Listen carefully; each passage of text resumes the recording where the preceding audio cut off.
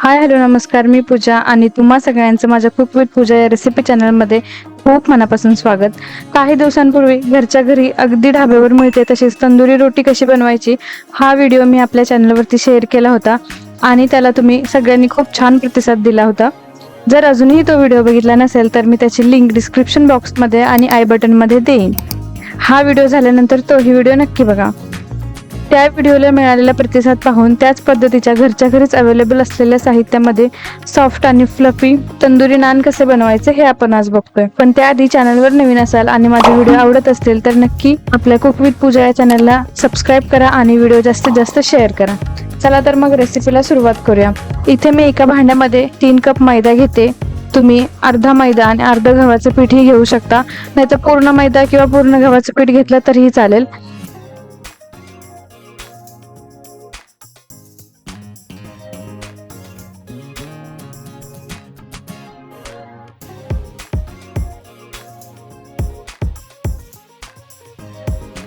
त्यामध्ये अर्धा teaspoon baking सोडा,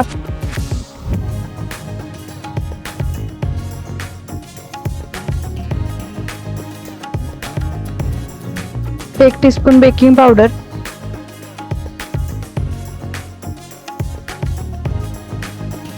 चवीनुसार मीठ,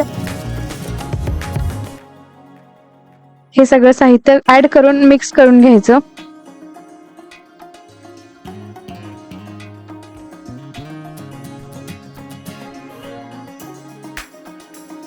आता इथे मी दुसऱ्या एका बाउलमध्ये 1 कप हलकं कोमट दूध घेतलंय.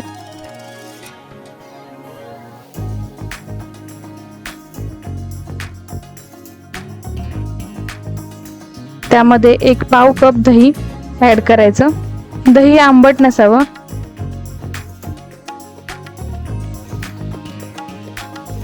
त्यामध्ये 1 चमचा साखर आणि 2 ते 3 चमचे तेल ऍड करायचं आणि साखर वितळेपर्यंत हे मिश्रण छान मिक्स करून घ्यायचं.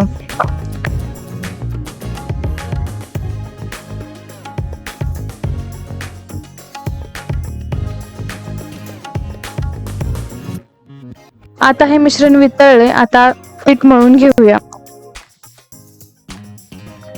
या पिठाच्या मधल्या भागात थोडीशी जागा करायची आणि यामध्ये जे दूध आणि दहीचं मिश्रण बनवलं आहे ते यामध्ये थोडं थोडं करून ऍड करायचं आणि हे पीठ मळून घ्यायचं.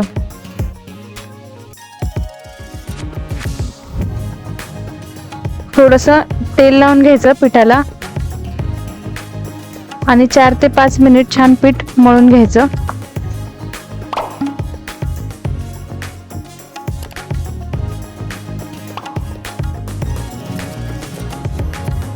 आता हे पीठ छान मळलंय. यावर एक झाकण ठेवायचं आणि 15 ते 20 मिनिट या पिठाला रेस्ट करायला ठेवायचं.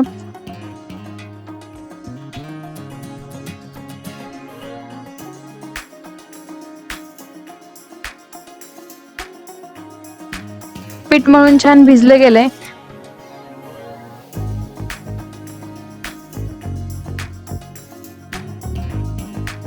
त्यामधून एक मीडियम साईजच्या गोळ्याचं पीठ काढून घेऊया आणि त्याचा गोळा बनवून घ्यायचा. उरलेलं पीठ मात्र झाकूनच ठेवायचं.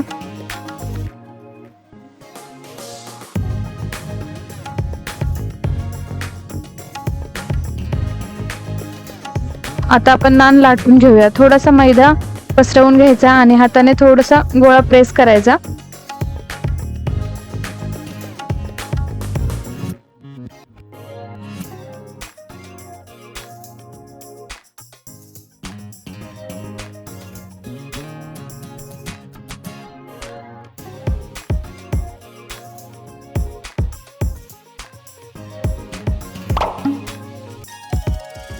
आणि नान लाटून घ्यायचा.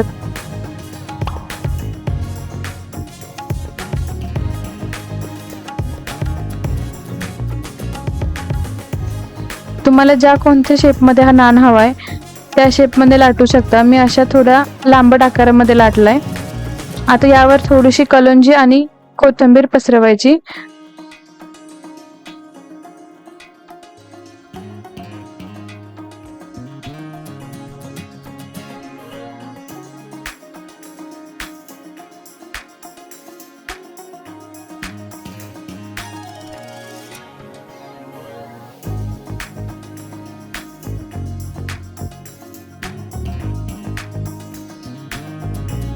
पुन्हा यावर 1 ते 2 वेळा लाटणं फिरवून घ्यायचं, म्हणजे कलोंजी आणि कोथिंबीर सेट होईल.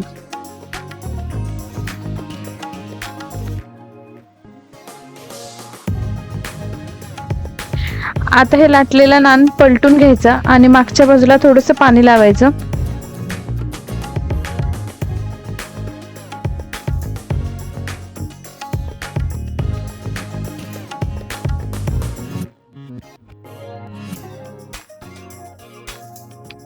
इकडे गॅसवर मी एक स्टीलचा पॅन गरम करायला ठेवलाय.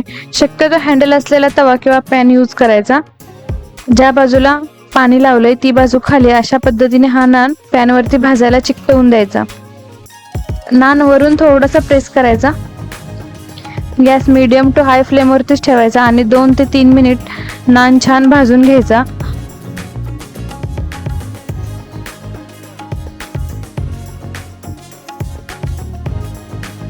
नानवरती थोडेसे बबल्स यायला लागले, या पॅनला फ्लेमवरती उलटा करायचा आणि मोठ्या आचेवरती नान छान शेकून घ्यायचा.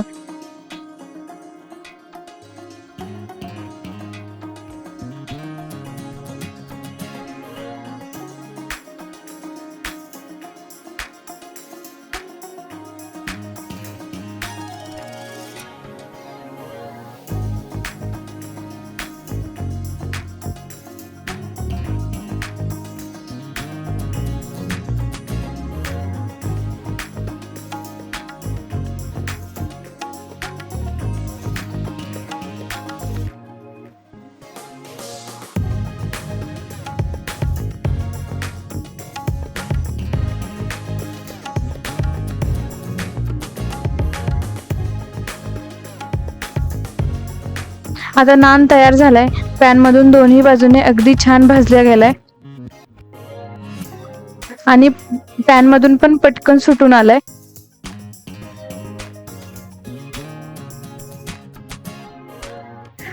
त्यानंतर त्यावर थोडंसं मेल्टेड बटर किंवा तूप लावून घ्यायचं. अशाच पद्धतीने मी बाकीचे सगळे नान बनवून घेते. एवढ्या प्रमाणात 6 ते 7 या साईजचे नान बनले गेले होते. तुम्ही बघू शकताय किती मऊ सॉफ्ट फ्लफी नान तयार आहेत. तुम्हाला कशी वाटते ही रेसिपी कमेंटमध्ये सांगायला विसरू नका. आणि हे नान आवडले तर रेसिपीला लाईक आणि चॅनलला सबस्क्राईब नक्की करा. पुन्हा भेटू अशाच एका पदार्थासोबत. व्हिडिओ शेवटपर्यंत पाहिलात त्यामुळे विशेष धन्यवाद.